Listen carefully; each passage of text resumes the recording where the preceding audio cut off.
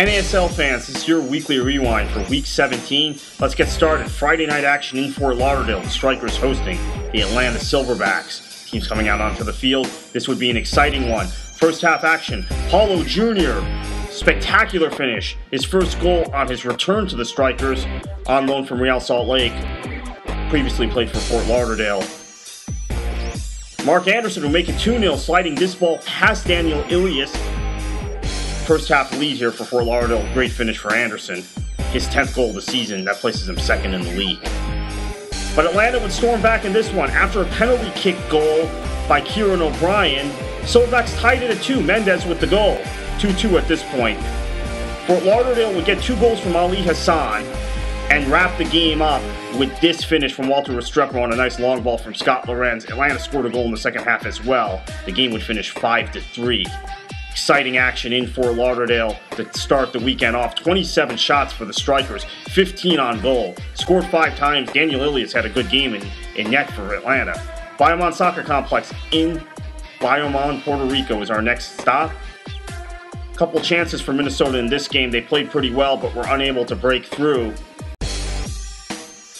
And Puerto Rico would win the game 1-0. Noah Delgado scoring the lone goal, the captain of the Islanders. Pretty even match statistically. Next up, St. Petersburg, Florida, the Rowdies hosting FC Edmonton. Guarded by 3 people, it's coming out to the, and Barthélemy did create a problem there, and that's a problem. What a incredible save! That was fantastic save by Stuart Campbell. Town and Country Hospital and West Chase Orthopedic and Rehabilitation save of the game. Wide. See what happens here. Embersley's going to make a play for the center. Diving in nicely, and that's a goal. Rowdies, and we were just talking about the big man, Antonio, and that's exactly what we meant. Antonio scoring against his former team. That's his 6th goal of the season. On to the 83rd minute. Opportunity for FC Edmonton, but Atnella has the sure hands. Defensive player of the week in the league. Let's hear from him. I thought our defense played really well, real strong. They limited their opportunities. They had a lot of shots, but they were from far out, and Stewie saving the ball on the line, I think, saved the game for us. So it's good when we don't have our best going passing-wise that we could still get a win and come out with a shutout.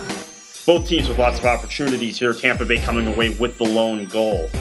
Let's go to San Antonio Hero Stadium, where the Railhawks would visit. First half action.